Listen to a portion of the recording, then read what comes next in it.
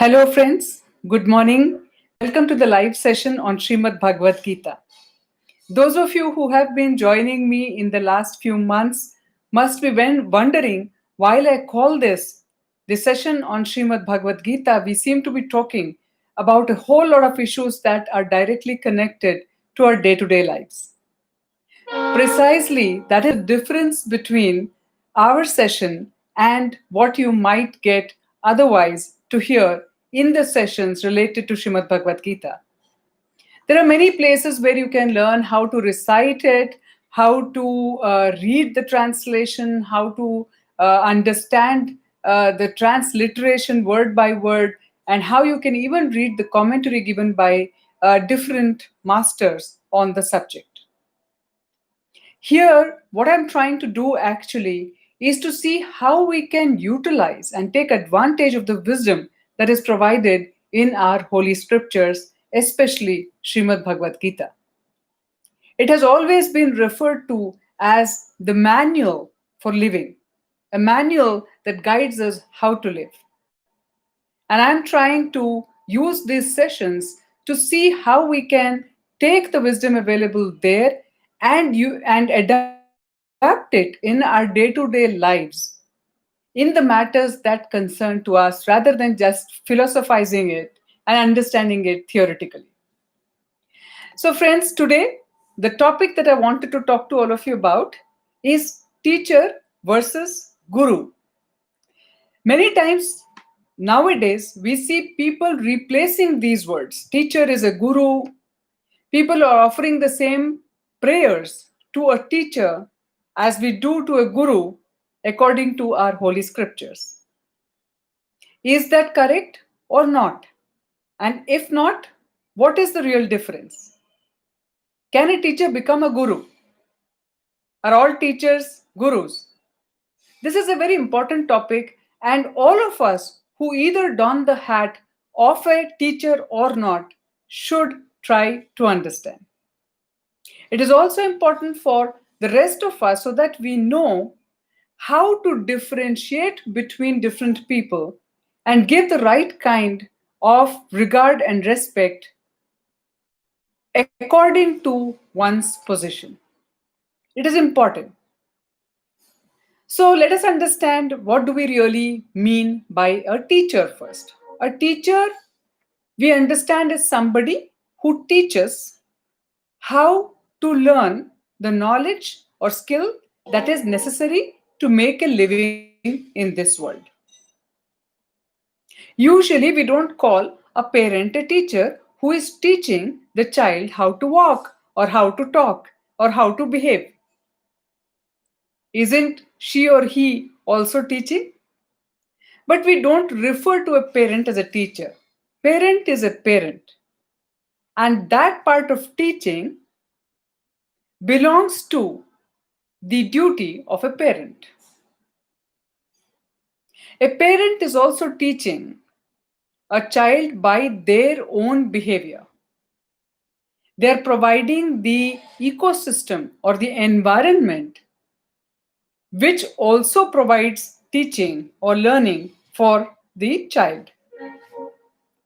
Society also teaches an individual directly and indirectly. A child gets influenced by what it is exposed to in life. And hence, parents also make an attempt to expose the right kind of things for their children. Where do you take them? How are you with them? How are you in front of them? How are you speaking about them? In front of them, behind them? All these things are providing source of learning to your child. But a teacher is specifically being called teacher because of the kind of specific knowledge the teacher is trying to impart. We also replace the word teacher with educator. Educator is more like an instructor, one who provides instruction to the students on how to learn the knowledge that they are directing the child to learn. So please understand it's very specific. Before we get to the guru, let us try to understand the knowledge that a parent or a teacher is trying to impart on a child. A child or individual needs to gain the knowledge on how to live and how to make a livelihood, both at the same time. And he usually learns it from different sources. The schools have become a place where he or she goes and learns from their teacher the skill set and knowledge that will help him or her make a living, but not about life. And that is where we are kind of struggling. Because trying to make a livelihood without understanding the life and trying to create your life around your livelihood is a distorted way of doing things. Livelihood should be dependent on the real purpose of your life as you would have understood. And you need to understand who are you, what are your unique gifts that you have been provided to contribute in the way you are meant to contribute. And then livelihood will come as a byproduct of that planning. Anyways, I'll not get into this subject too much because then that will deviate us from what we want to discuss today. So, what I wanted to talk about is the knowledge part of it. There are different people assigned to help an individual, a child, a student, learn different aspects of knowledge. So we need to understand what is knowledge. See, English is not having all the right kind of words that we need to talk about this subject. And to really understand how our holy scriptures are giving us the instruction on these aspects. In the holy scripture, when you read about different things, there are different words that we come across. We have that in Hindi as well, besides Sanskrit. So there is Gyan, Vigyan, then there is Vidya. If you see, interestingly, a teacher was referred to, or is even today referred to in Hindi, in our national language, as Vidyapaka. A Vidyapak is somebody who provides Vidya to the students. And Vidya is the knowledge. Now here, when we see the difference between Jnana, Vigyan and Vidya. See, Gyan is the knowledge. Vigyan, like knowledge, more of theoretical. Vigyan is the practical or applied science, so to say, applied knowledge, the practical aspect of knowledge that we refer to as science, experiential knowledge is Vigyan. And then the Vidya is actually the core concept, the root of the knowledge. From the basic concept from which we can understand the knowledge, from where does it emanate? And usually when you go to the core of the Vidya, it is spiritual in nature. So a Vidyapak was somebody who was giving conceptualized knowledge, the core of the knowledge, not the superficial knowledge that a child can find on YouTube or just read anywhere. That's the difference. I hope I'm making it clear. But then try to see if you are a teacher who is just providing the superficial knowledge, an educator who is just instructing and making sure students learn what you are giving. Are you a Vidyapak, somebody who is trying to get them to understand the core of that knowledge, including why should somebody learn that knowledge? How is it going to make a difference in one's life? That is the role of a Vidyapak. And that is why a Vidyapak was held in a very respectable position in the society, because he knew the why and hows of stuff. He was not just a person who had acquired a lot of knowledge, but he was somebody who could make other people understand how to understand that knowledge and what is its real application. Now let's look at Guru. Guru is a very, very, very different platform, friends. Guru is a word that is highly respectable and is used in the Holy Scriptures for a person who is not just the um, guide and the there is no other, I think, word. The master is the closest I can think of, who is providing spiritual know-how, but is also somebody who is guiding you through the process and leading by example. A guru is somebody who knew what is life inside out.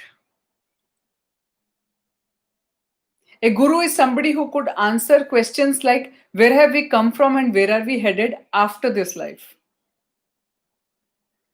A guru is somebody who could get to the core of the thing and say, what is the ultimate goal of every human being?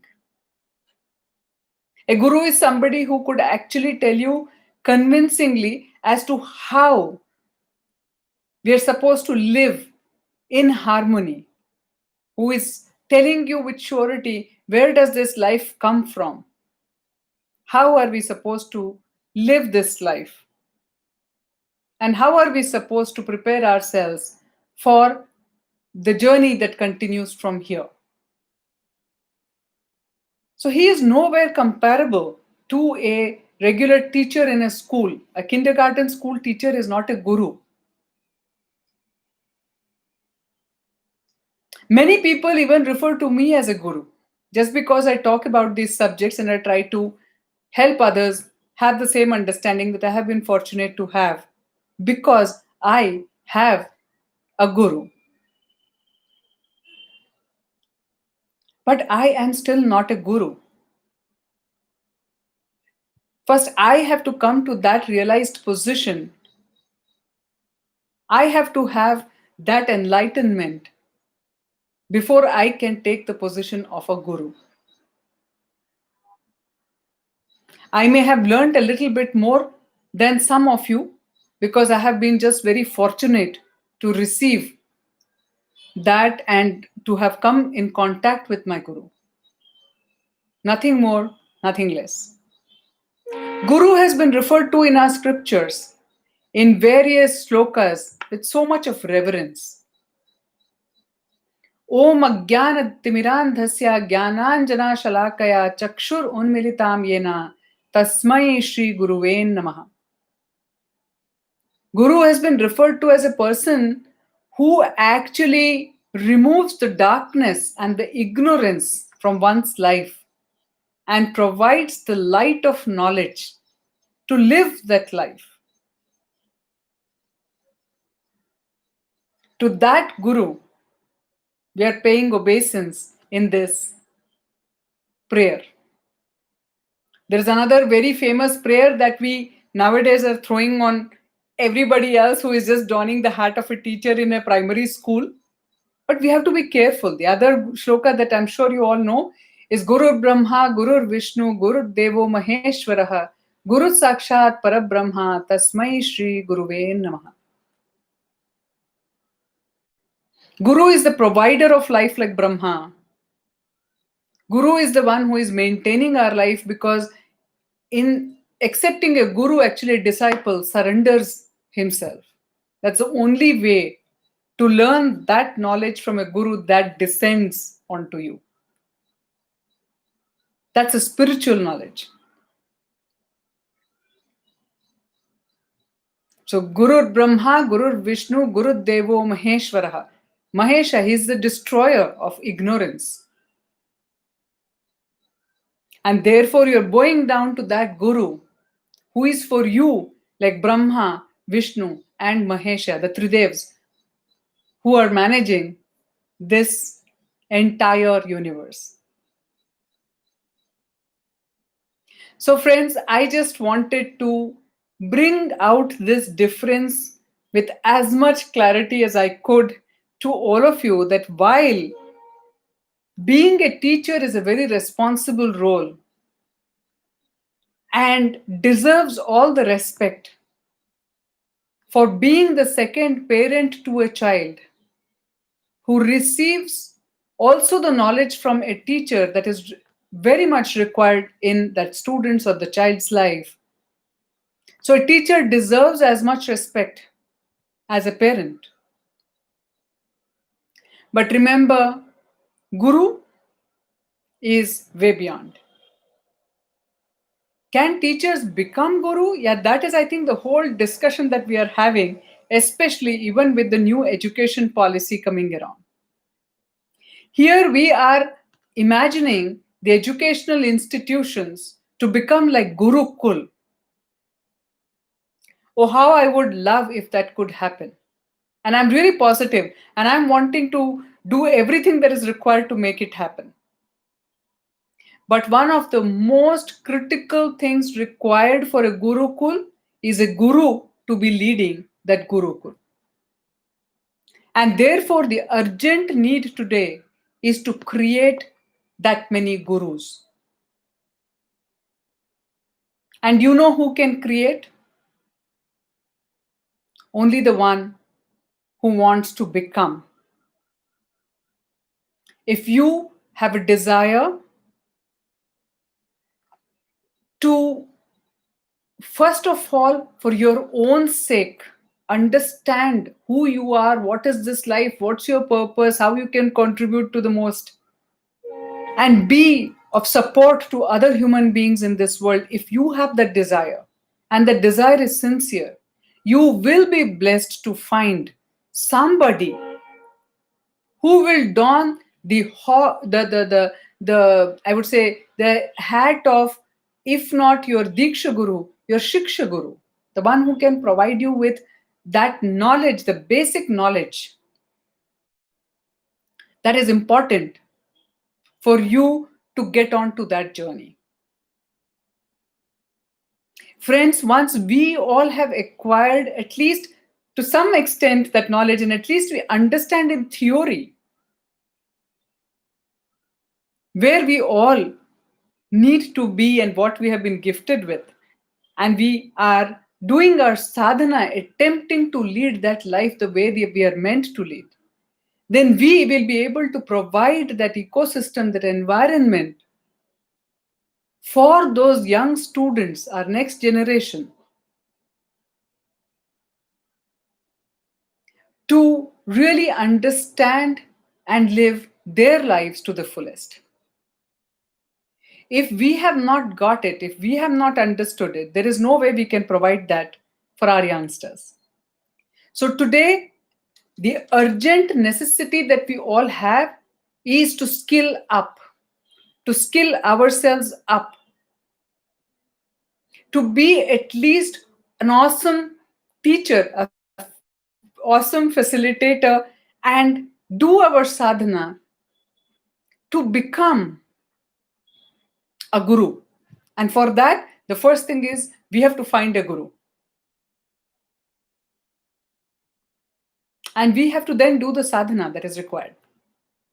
It's not enough to just become knowledgeable by mugging up the slokas in some book. If you just recite Srimad Bhagavad Gita, Bible, or Bhagavatam, you won't become a guru.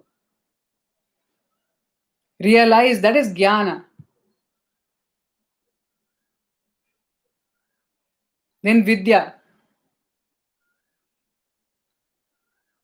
Have you had that realization, that enlightenment? Your presence, your speaking, your walking, your talking should emanate that realization. You don't have to prove it in words, because words will not be able to do justice to what you're trying to share. So, if really in reality we want gurukuls to happen, we have to identify the right gurus amongst us first, see what they need to help all of us by creating the kind of facilities they need to create. Join there, learn from them, and then do our jobs of spreading that to the rest of the people around us, especially to our next generation. So, friends, I hope you find this interesting. And before I stop my talk today and open the forum for any questions you might have, I wanted to share with you that in line with what I'm speaking right now, I am doing my bit. I have launched a 6-month course on conscious facilitation, and the registrations are open now. Those of you who are interested to join the course, I'm going to go both ways. I'm starting a retail batch, and I'm also going to the institutions. If you are an institution head or know of an institution that may be interested to run this course for their faculty, please get them connected to me. And I would be happy to provide this course, which is 6 months long. And basically, every month there will be a one full day, 5 hours of workshop with a 1 hour break in between. So, overall, 6 hours from 10 to 4. And post the workshop for the next 2 weeks, on one day of the week, we are going to have a group coaching call. And in this period, you will be able to get clarity for yourself on the topic that we are trying to cover in the first module. So there are 6 separate modules which will lead you to become conscious about what you need to do to be awesome facilitator and launch you to some extent on that journey, but also give you direction and tools and techniques that you will need to continue that journey going forward and become a true leader, a conscious leader of yourself personally and professionally, so that you can first of all start living your life to the fullest as you are meant to live, as you have been gifted, and then help others to do the same. So, if any one of you is interested or know anyone who might be interested, please share my WhatsApp number and email ID that I'm going to share here, and many of you know already. And I would be happy to register them for the course. Just yesterday, because it was a Teacher's Day, I once again wish those of you who are in the profession of teaching a very happy Teacher's Day. And on this occasion, I announced that for this course, which usually costs 6,000 per participant for a 6 months course, which includes 6 interactive full day workshops plus 2 group coaching calls per month. So that is like 12 group coaching calls. So this, I will be giving a special 20% discount for the first 100 registrations that I receive, hopefully in the month of September itself, which is a gift from my side for all the awesome teachers that I have connected to me. So, with this, I would like to halt my talk here. Thank you so much for your being with me here and listening. And I would, Rupaji, Hare Krishna, seeing you after some gap, I think. I hope you are doing well. And I'm now open to receive any questions that you might have on the topic of discussion today, or anything else that you think will help you lead your life consciously. While you send me your questions on the chat box, I am typing in my WhatsApp number and email ID for you to register for the course or get more details or share it with others that you know.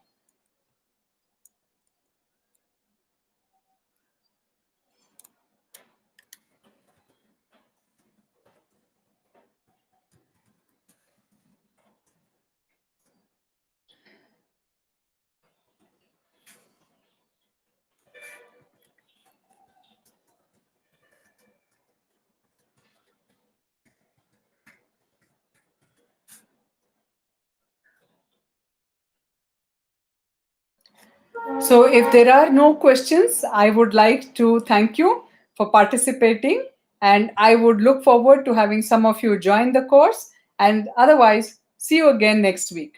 Would be, as usual, very happy to receive any topic of your interest that we may discuss in the future sessions, and any comments or suggestions you have about the sessions we are doing. Thank you so much. Take care. Stay safe. Hare Krishna.